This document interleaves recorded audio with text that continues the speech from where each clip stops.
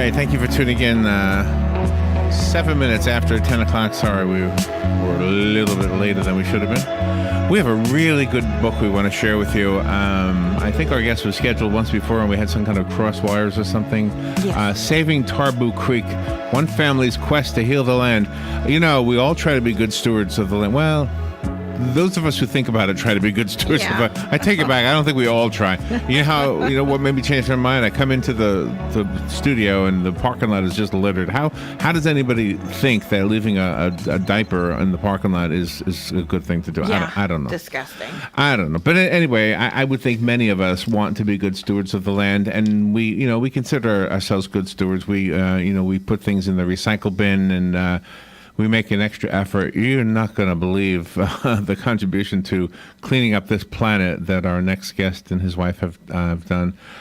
Scott Freeman is an evolutionary biologist. He teaches biology at the University of Washington. He's the recipient of the University of Washington Distinguished Teaching Award. And I think he's teaching us all something with this book. It's called Saving Tarboo Creek. And let's say good morning. His wife did the illustrations too, right? Yes. So not only are they good stewards, but they're both very talented. Good morning, Scott. How are you? Good morning. Great to be here. Where are you? I am in Seattle, Washington. We're kitty corner. Yes, we are kitty corner. And how far is Tarboo Creek from you? About 20 miles as the crow flies. Oh, wow. And we're headed out there tonight. Yep. Tell us the story. How did you and your wife get involved with that particular piece of the world? Well, that answer goes back a long, long, long way. Back to 1935, actually. Wow. A guy named Aldo Leopold in 1935 bought a worn-out Dust Bowl farm in Wisconsin, and he and his family started what now we'd call the first ecological restoration project ever, to my knowledge, ever in history. And so they were bringing native plants, prairie plants and pine trees back, and worked on that project for 12 years. And then Aldo wrote a book about it called Sand County Almanac that some of your listeners may be familiar with. It's considered kind of the Bible of the conservation movement. So anyway, my wife is his granddaughter. Okay. We met at that site, and then always dreamed, when we started our life together, always dreamed about starting a project of our own like this as a family. And in 2004, we found this place called Tarboo Creek.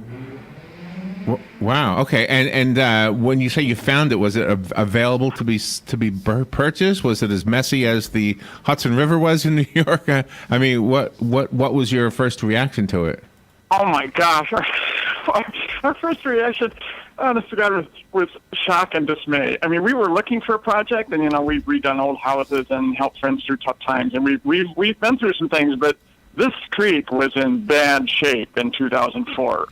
There was a conservation group that wanted to work on the whole watershed, and that's one of the things that got us excited about getting involved. So this little parcel, the creek was actually in the worst shape in this little 17-acre spot that we ended up buying. But this conservation group had a little bit of money to bring an excavator in and get the creek out of a ditch. It had been ditched for agriculture years ago, but the soils, of course, for the farms had failed, so it was just abandoned, basically. But we came in, and the creek was eroding in this ditch. It was 6 feet deep, and just the water was shooting through that like a fire hose. So the habitat for fish and salmon were...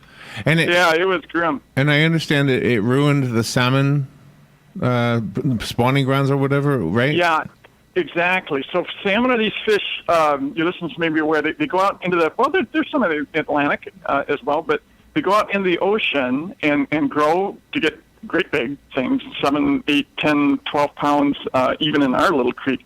And then they come back to fresh water to breed. So this had been a salmon stream, and there were still some species called coho and chum salmon left. Another species that we know was there historically had been extinct. So, yeah, it was in rough shape.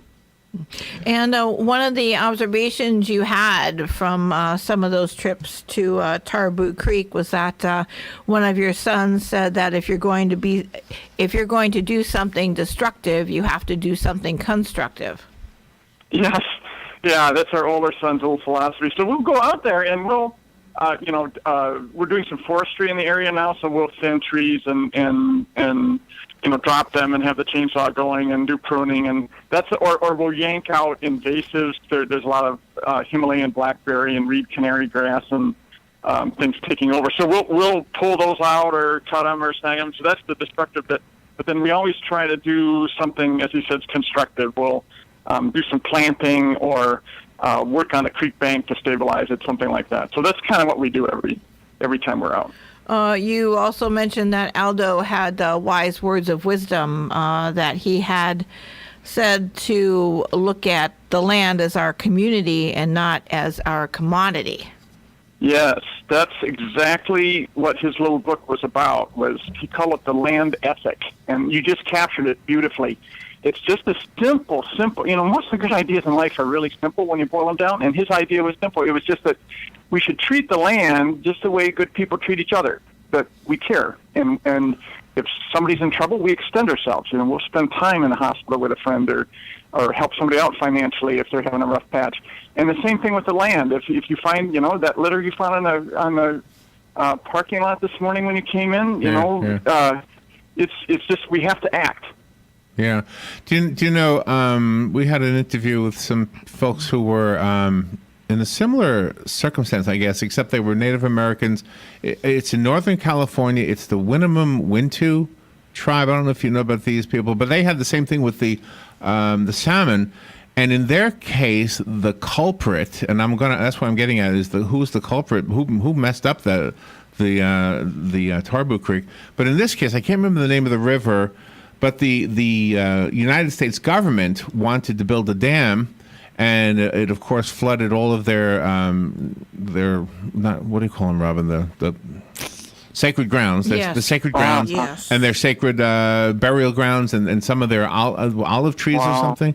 And anyway, but the point is, when the government did that, at least there was a group of people there that could get angry about what was happening, and have some kind of a campaign to fight against it.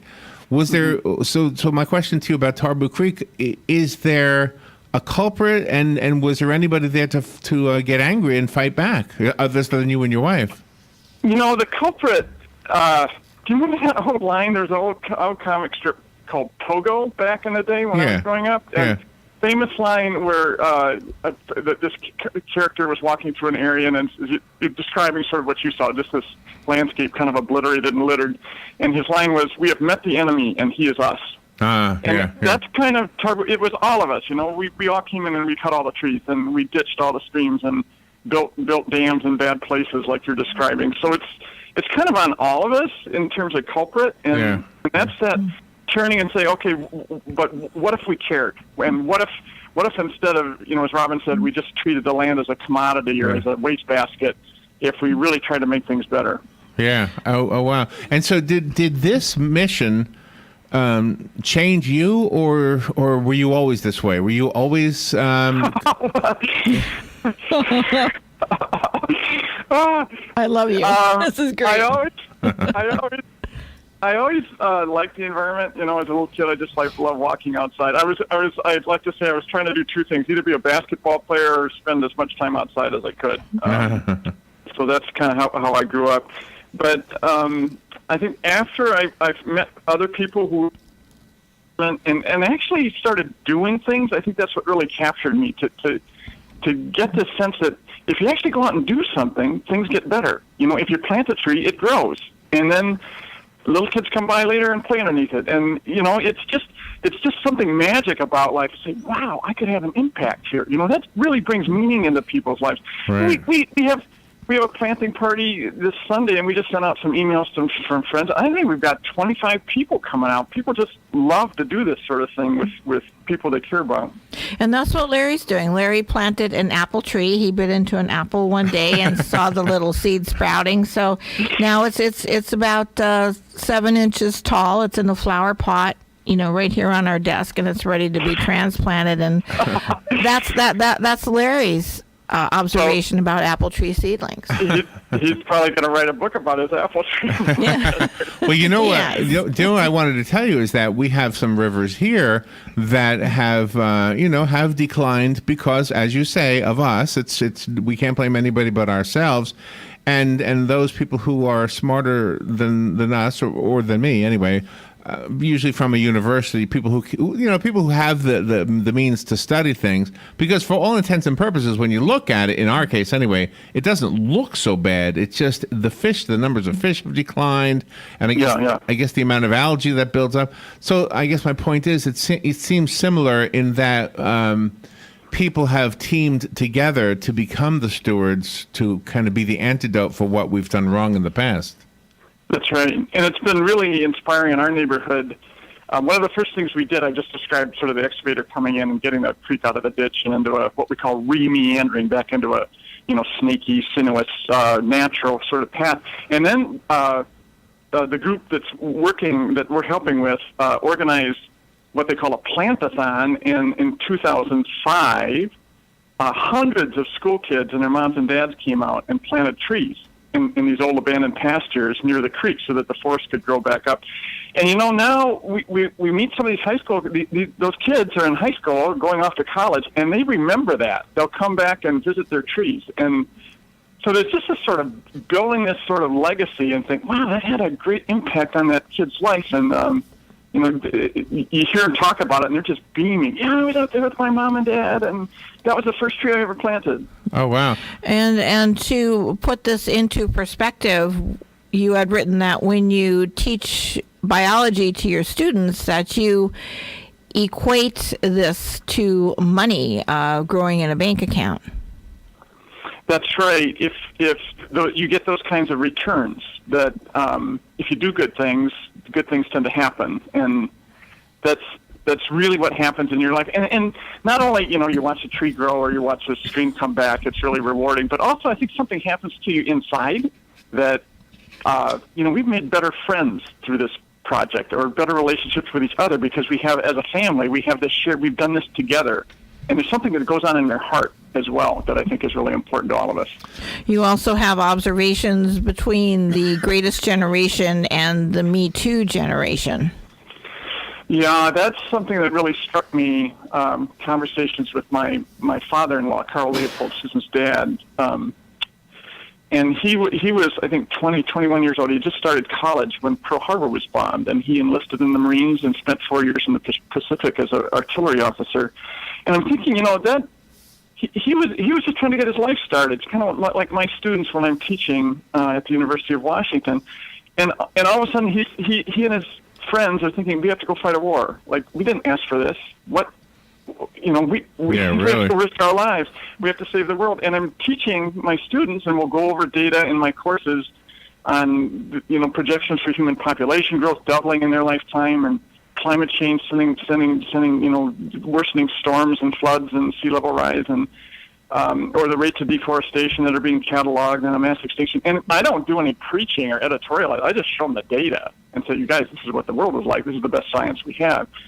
And it hits them like a ton of bricks. It's like, wow, they're 17, 18. They're trying to figure out who they are and find their path in life. And they're looking at this world and thinking, we didn't ask for this. But there is that sort of call of, but what if we did something? What if, like those young men and women at the start of World War II said, what if we did something? What if we defeated totalitarianism and made the world safe for democracy? And I'm seeing the same sort of thing in young people now. What if we did something and made these creeks and wetlands come back to life? The book is called Saving Tarboo Creek, One Family's Quest to Heal the Land. Scott Freeman is our guest. The story is how he and his wife have been taking this mission to revitalize a creek that may have died, but fortunately hasn't died. I looked it up on Google Maps, and I can see now where you are. I like to see visually where that is. The book, by the way, let me just tell the listeners this. I found it on Amazon. It is a #1 book in the climatology category. So, oh, no kidding. You didn't? Oh, you didn't know? Congratulations. I didn't know that. Well, thank you. #1 new release, it says, in climatology. And when did it come out? Just came out? Yeah, just a couple weeks ago. Yeah, January 24th, it says here. Oh, wow, good for you.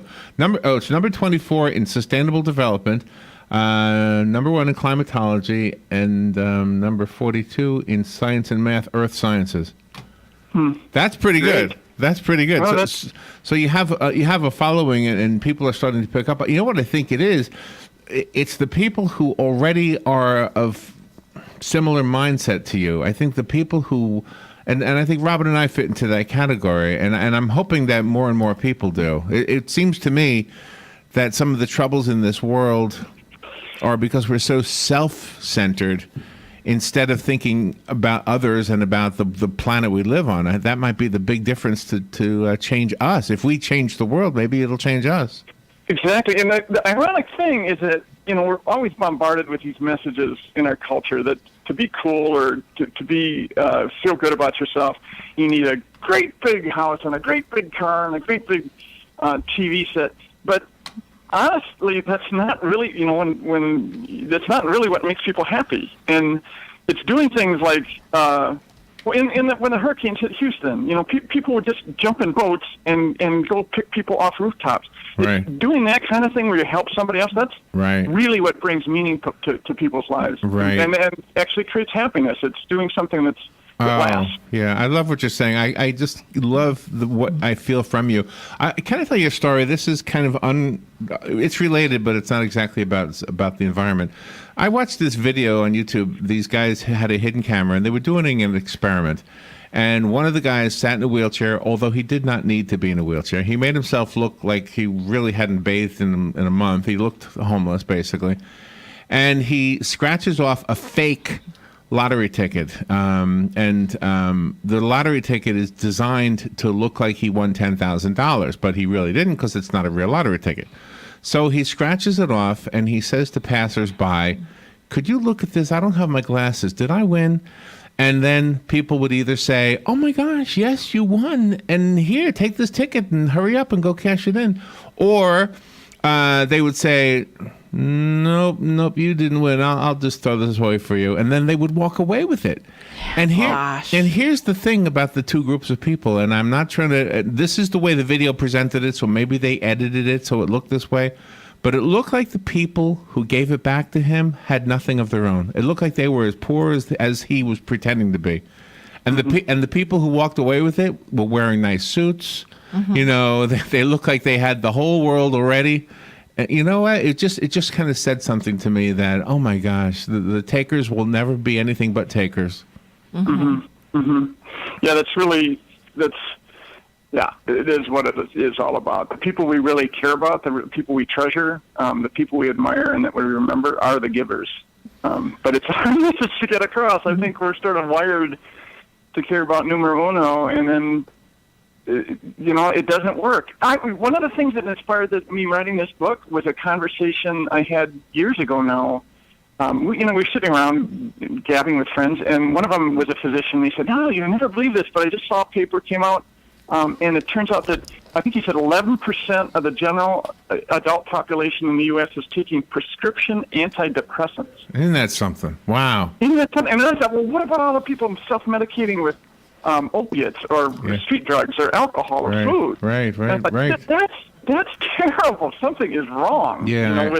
With that taking, what you're talking about, those people who walked off with a ticket, something's wrong. Those aren't happy people. You are doing something bigger than cleaning a creek up. Yes. The book is speaking to so many different ills in our society. Maybe that's why it's number one. I have a copy of the book. Before we run out of time, let me offer to a listener, if you're out there and you'd like the copy of Saving Tarboo Creek, I have been holding the book the whole interview, and I have to tell you this. The raised lettering on the book, the little fish in the artwork is also raised, and I keep touching the fish.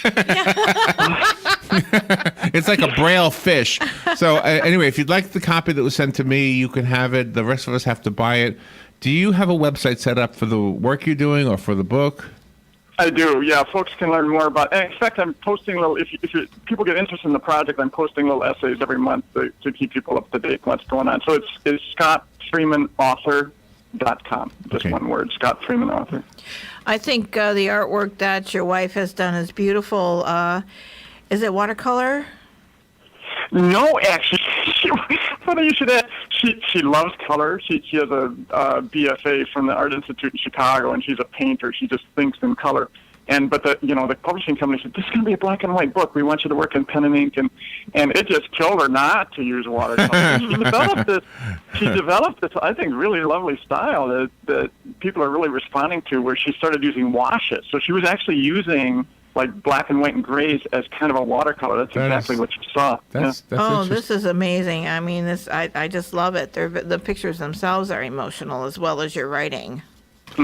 Well, diagonally across the country, from one end of the world, trying to make sure that the world is taken care of as being a good by being a good steward to our part of the world, where we have people here doing the exact same thing in their own way. We have scuba divers here who once a month will go under the water and clean things. They get the algae off of things. So. Oh, there are a ton of exciting projects going on in Florida. I like to say there's a Tarboo Creek near all of us, and yeah, there's a lot of good things going on. Just locally, hundreds of organizations with people going out and working on their neighborhoods. Yeah, absolutely. Well, you are a joy to talk to. Scott, thank you for being on the air with us today. Good luck with everything, and congratulations on having a #1 book. Thank you, sir. Bye-bye. We will take a break. Be right back.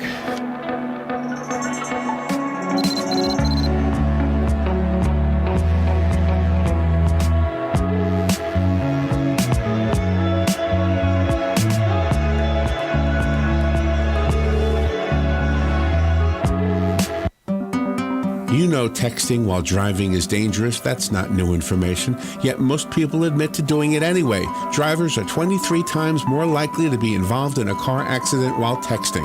Know the facts and wait to text. The danger is real and it applies to you. Auto Owners Insurance, the no problem people. Information provided by Virginia Tech Transportation Institute. Visit George Mangan Insurance in Ocala today at manganinsurance.com.